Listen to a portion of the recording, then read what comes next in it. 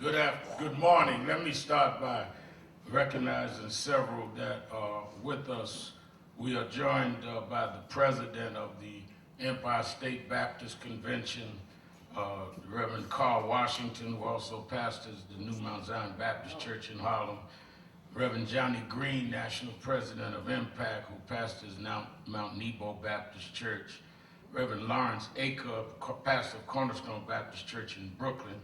Reverend Adolphus Lacey, pastor of Bethany Baptist Church, and my pastor in Brooklyn Church out here. And Reverend Crenshaw of New Mount Zion Baptist Church. Reverend Greg Merriweather of Calvary.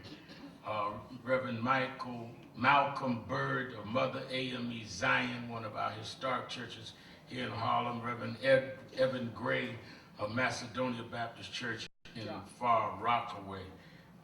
Have I not named any of the clergy?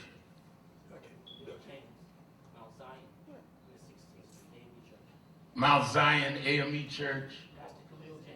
Kunil James. And James Duckett. I'm sorry, Reverend Duckett. We have from the City Councilwoman Vanessa Gibson and Dennis Rodriguez. We have from the State Senate Liz Kruger, Senator Brian Benjamin, our home state senator here, and Jamal Bailey. From the State Assembly of Assemblyman Felix Ortiz and Michael Blake, who is also the national co-chair of the Democratic Party. We have also from 100 Black Men, the president of 100 Black Men, Michael Garner. We have the head of the New York Civil Liberties Union, Donna Lieberman. And of course, we are honored to have the District Attorney of the Bronx, Darcel Clark. Have I left anyone out? Assemblyman Al Taylor. He's here so often, I took for granted everybody knew Al Taylor. Reverend Derek Hawkins. Let me say that we gathered this morning because over the last several days, there has been several attacks and incidents against members of the Jewish community. If it had been attacks against the members of the Black community, we would have stood up and spoke out. We cannot remain silent as we see a consistent pattern of attacks against people based on their faith and based on who they are. And therefore, we wanted to convene to say you can't fight hate against you unless you are willing to fight hate against everyone else. You cannot be anti-hate and pro-civil rights only one way. So we rise, particularly since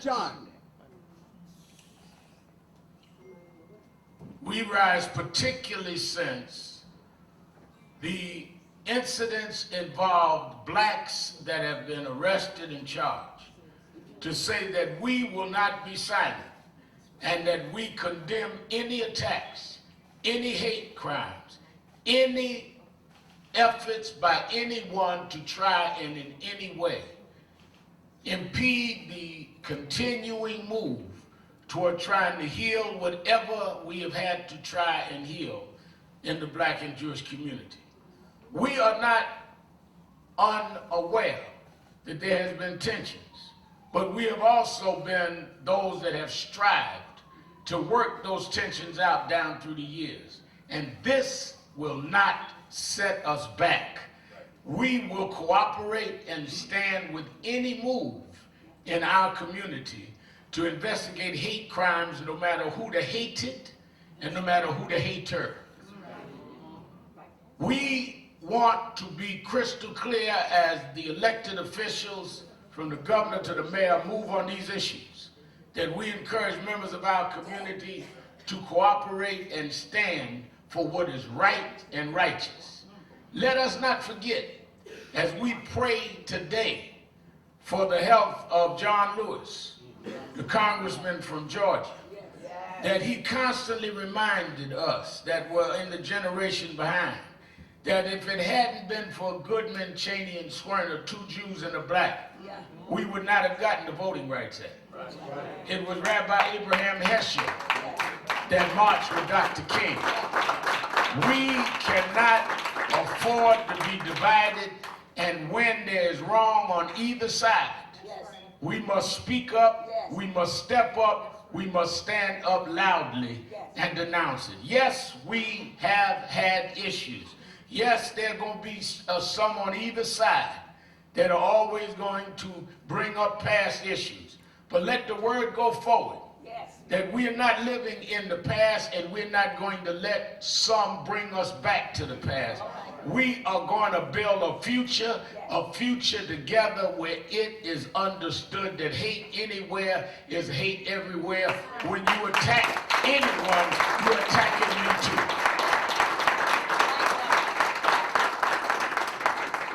I called Rabbi Mark Snyder and said to him, we need to convene. And we need to make a statement right in Harlem, where the last suspect was found and caught. Harlem's not a refuge for that. He didn't come from Harlem, but anybody can't just run to Harlem and act like there's a refuge here. That's why ministers are here. That's why those of us that fight. And so from the same stage that we fought for Diallo and Abner Louima and Trayvon Martin and Eric Gardner, from the same stage that we fought hate crimes in Gina, Louisiana, from the same stage we fight the hate crimes that have happened in Jersey City all the way to what happened in Marseille. We fight hate, not just hates against one color or one kind. Before I bring the rabbi on, and I'm also glad to show that this is an ongoing situation, Reverend Green and others on our national board, Howard Tisch, who is the regional head of the American Jewish Congress, recently joined the board of National Action Network, just even before this last wave, because this is something we're committed to. We should not have Dr. King's picture on the wall if we're not going to live up to what Dr. King taught. Now, there are others that will say whatever they have to say, and we don't speak for everybody, but we do speak for ourselves, and we're going to speak loud and clear. I want us, before we hear from the rabbi, to hear from the state president of the NAACP state conference, the legendary Hazel N. Dukes. Thank you, Reverend, for always standing up and bringing us together. You recited where we've been here before, and we are here today, as you say, to stand against hate. Let me say that 110 years old is the NAACP. They tried it in Niagara Falls and it didn't work. A white woman on Fifth Avenue called the minds together. The Jewish community has been a backbone for the NAACP. As Reverend Sharpton said, we didn't start this morning. It's been continuing. It's been a continuing of us building. He's right. Yes, there's been tension. Howard, we were there. Reverend Sharpton, we were there. But when we were in Brooklyn, we were there with a loud voice against hate, bringing the community together. We will not allow anyone to tear us apart. 5 branches of the NAACP is in Nyack, Spring Valley, Ellenville. They'll be there today with our Senator Schumer. He's having a conference there today. That community will stand up also. We're going to stand up all over this country. And when Reverend and his staff call us together, you can see today with this leadership you have on this stage, nobody will turn us around. Even if it was my son, I would be speaking out. Even if it was my daughter, I would speak out. Because the teaching of our Christianity tell us to love those who hate us, do good. And that's why we're here today, because we will continue to heal our communities. Thank you, Reverend. Thank you, ministers, all elected officials, for I know everyone is busy, but thank you for standing with us today. We're joined by the congressman, we'll hear from him in a few minutes, Adriana Espiat, who will also have some words. Let us hear now from Rabbi Mark Snyder.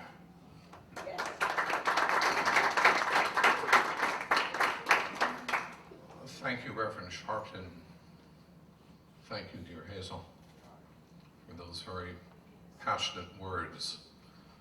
Friends, when you review, when you examine the civil rights era of the 1950s and 1960s, no segment of American society provided as much and as consistent support to African Americans and to Dr. King as did the Jewish community.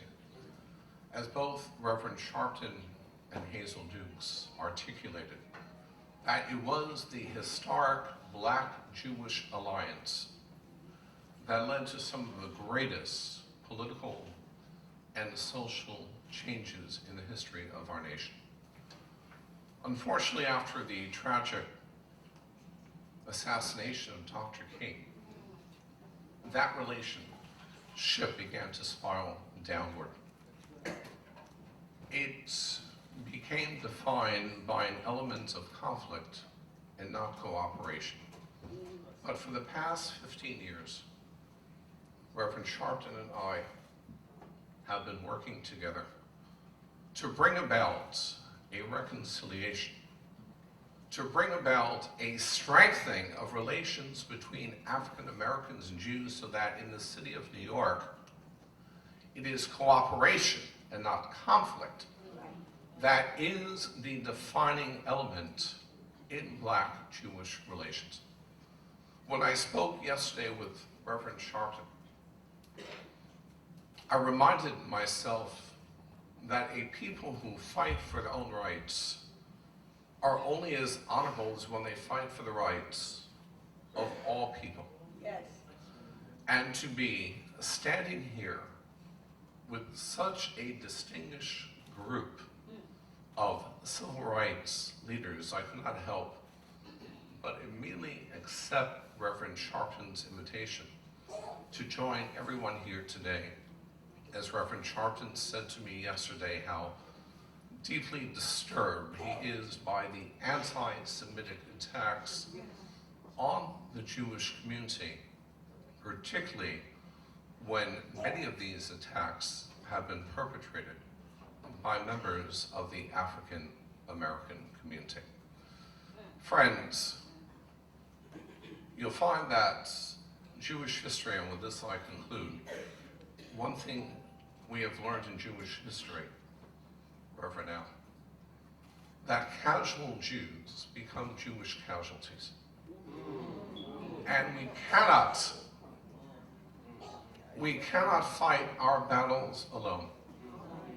And as we were there for the African American community and continue to be there with the African American community, we need the African American community and its leaders to speak out, particularly this being the last day of Hanukkah, it's the Festival of Light. And just look at the light on this stage, the light of understanding and caring that keeps aglow the relationship between African Americans and Jews. Yes. So finally, my friends, Dr. King was very fond of quoting the words of the English philosopher and statesman Edmund Burke, who said that all that is necessary for evil to triumph is for good men to do nothing. Today, I am standing among all the good people who are here to do something and to protect and to defend the Jewish community of New York, We thank you so much, Reverend Charlton. I just think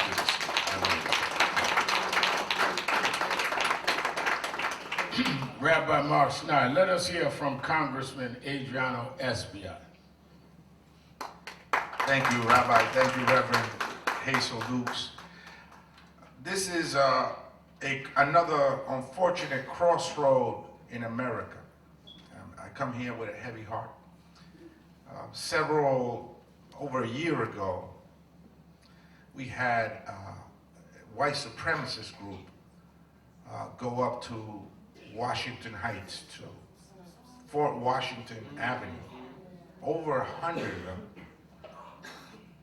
walking distance from here, to a neighborhood that was traditionally, and is traditionally, a Jewish neighborhood, where many Jewish families settled there after the war when they fled Nazi Germany, when they fled the Holocaust. They settled there. And with the years, also surrounding that neighborhood, it became an immigrant neighborhood as well.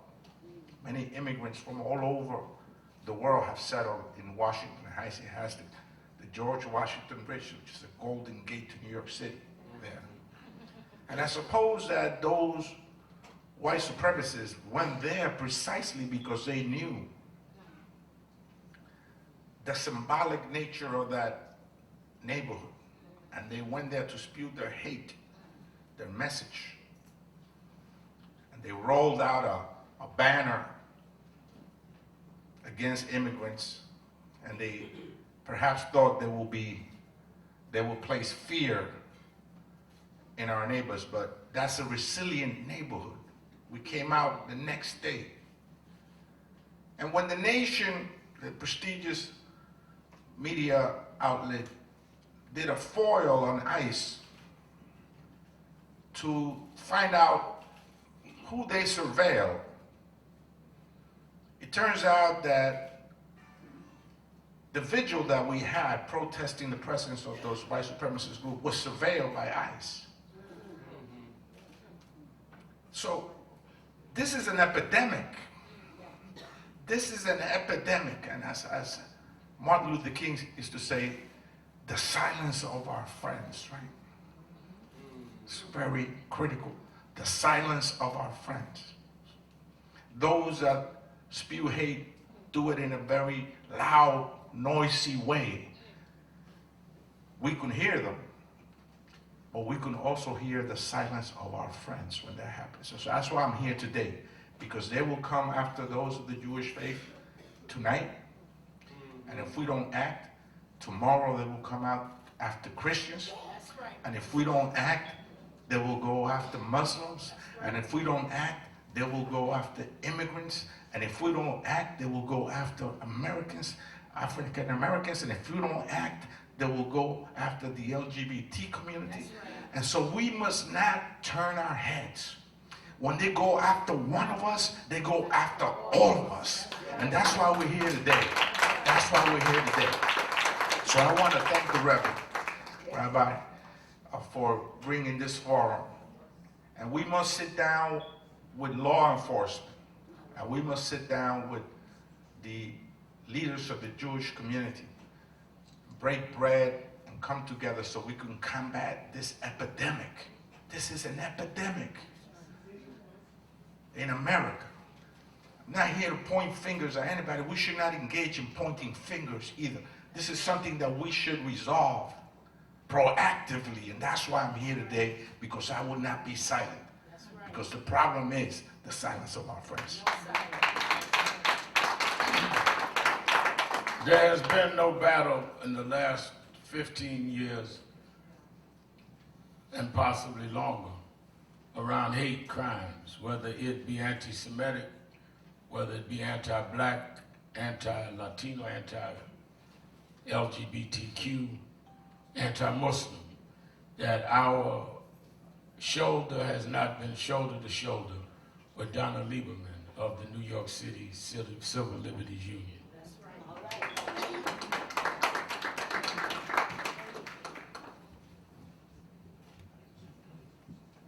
Thank you, Reverend Sharpton, for bringing us together this morning to stand in solidarity with our sisters and brothers in the Jewish community that is seeing an unthinkable and devastating increase in anti-Semitic violence.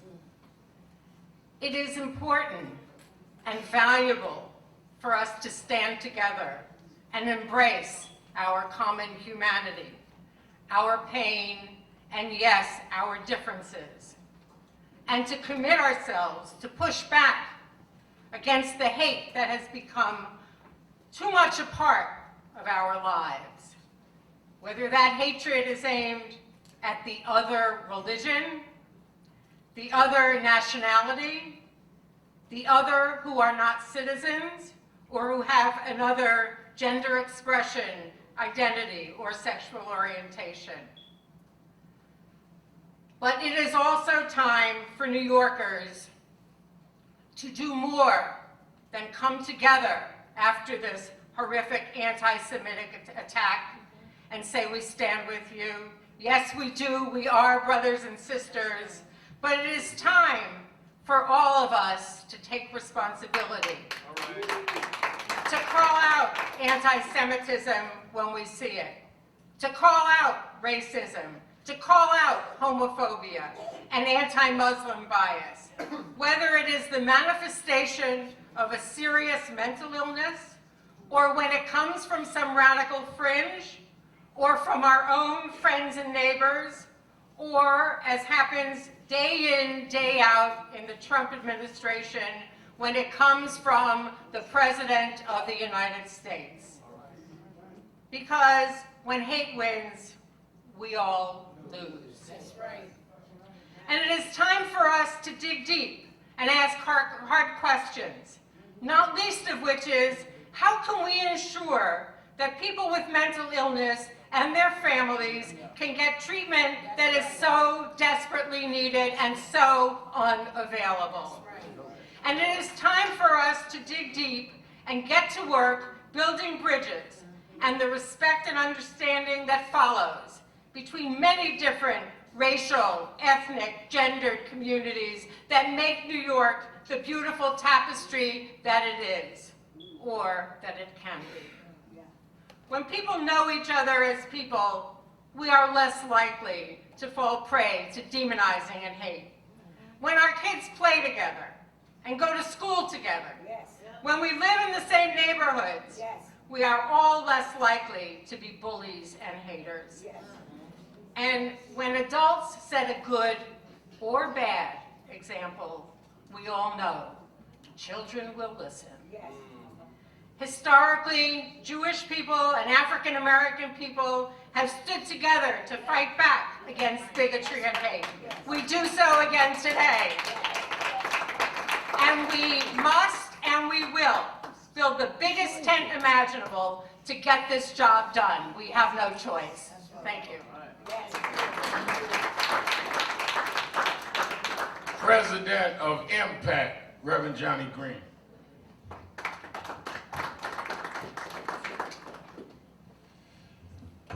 Because of the distinguished and impeccable leadership of Reverend Al Sharpton, we have all been summoned to the House of Justice today to stand with our sisters and brothers across denominational affiliation. There are two words that was customarily used by the ancient Greek to represent time. One was chronos, and the other represented the moment, kairos. This is a kairos moment. I don't know how any religious leader, any rabbi, any pastor worth his or her salt, any activist or any so-called activist can stand on the sidelines and not get involved when we see hate at this level against our Jewish brothers and sisters. We are New Yorkers. And one of the things that we have learned over time is that hate against one New Yorker is hate against all New Yorkers. It's reprehensible what happened in Jersey City. It's reprehensible what happened in Muncie. I'm here also representing the president of the Empire Baptist Missionary State Convention, who stands with us today, who is the president of more than 600 Baptist churches throughout the Empire State. We have other clergy representatives who are here to say to our Jewish brothers and sisters and to all communities that we are unified in this fight against hate and in this fight against violence in New York. So again, thank you, Dr. Sharpton, for bringing us together. Thank you for being the visionary leader who understands when it's time for those of us who call ourselves leaders to come together. We have preachers, we have politicians and other elected officials who are here today because we are unified like never before. Thank you and God bless you. I neglected to recognize Aisha Shakur, who represents our largest effective grassroots anti-violence organization. And one of the things that she reminds us of, one of the reasons it's important for our faith leaders, elected leaders, and those of us with media platforms to get involved, is that as I talked to some of our staff about reaching out to some of the hip-hop artists, and we're going to do that, but these are not young people that have been accused in these crimes. We keep stereotyping youth. These are people in their 30s and up that the ministers and those that have media outlets should be influencing. Don't keep stereotyping everything as some 16-year-old young black boy. That's not the case. Before we take questions, I would like to ask all of us to bow our heads, whatever faith we believe in, and let us pray for the recovery of those in Muncie that are still facing a struggle. The psychological and physical impact is indescribable. I faced a knife in 1991 over hate, and no one knows better than I do how that might feel. And I cannot get rid of the hate that stabbed me and ignore the stabbing of others. Some said on staff, Reverend Al, if we step out, they're going to attack, they're going to try to dig up and distort things from years ago. I thought of what Dr. King said. He said that he was challenged to go to a certain city, and the question was told or was raised to him, if you go, what will happen to you? And he said, I decided to go because if I did not go, what may continue to happen to them? So all of our critics, shoot your best shot. But I will not be silent in the face of hate, and I will not be silenced. Our fight for freedom will not be a segregated fight. We don't fight for blacks only. We don't want blacks put out, but we're not going to put others out. Just like they marched in Charlottesville to maintain a Confederate flag of a slaveholder, they marched spewing hate against Jews. It's a shame when haters understand what we have in common more than we understand ourselves. Let us bow our heads.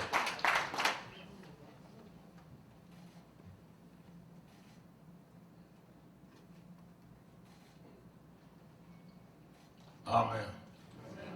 All right, we'll take a couple of questions. There's been some videos circulating this morning of young, we believe Jewish men, heavily armed with rifles, patrolling in Rockland County. And other people are using the argument of what happened with the church in Texas over the weekend where there were security guards. Does this movement towards more people arming themselves in churches and synagogues and arming themselves, does that concern you, or? Well, I would not encourage us going into armed reaction. I think that once you start that, then where will it end? That is why it is important we have a collective like this that would say that we need to really deal with a poison atmosphere. That's right. And not deal with, once you start arming people, and once you start dealing with people that, as stated by Donna, that may have mental health issues, then it's a question of who has the biggest gun. We're trying to get the guns and the hate out. We're not trying to be better armed.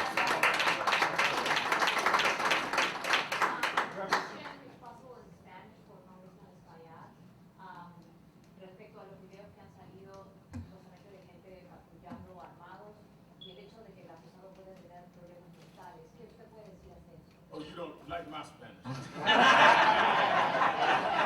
His Spanish is not too good looking. Bueno, nosotros creemos que armarse no es la respuesta.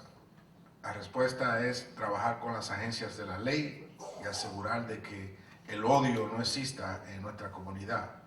Armarse puede perpetrar y puede aumentar otro tipo de problemas. Yo creo que las agencias de la ley están en toda capacidad de responderle a esta crisis.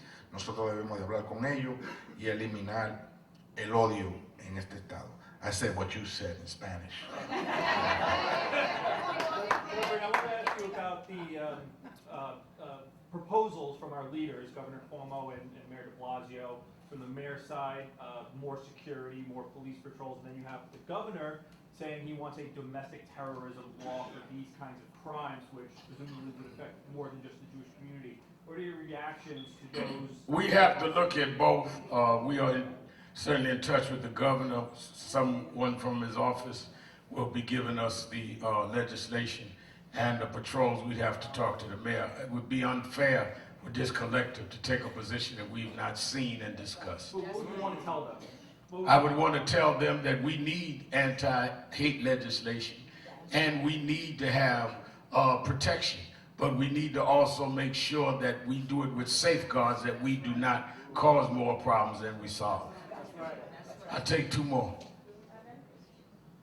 You are denouncing anti-Semitism. What's the next step? What is your plan? I think our next step is, as we said, to use our platforms, ministers, elected officials, media platforms, to counter this and start building back in terms of the public pronouncements in the community. We need to stand up and get to those that think this way to understand that this is an attack against us. When you use hate against anyone, you use it against us. Secondly, to sit with the mayor and the governor to see how we could be cooperative and helpful if what they're proposing is the things that we can be helpful with. Yes, sir. Right. Maybe you can clear something up from about 10 days ago. Carolyn Oliver Fair had been identified as the First Lady of North Jersey NAN at one point in an article she co-wrote for Jersey Journal. Did she have any role for National Action Network, or does she? Oh, this is a lady in Jersey City. As you know, are you from Jersey? I'm not. Okay, then you should know. All you got to do is go on our site. The state coordinator of New Jersey, Reverend Steffi Bartley, denounced that did not speak for us. He called me while I was in Los Angeles for the debate. But is she or was she? I just answered you. Okay.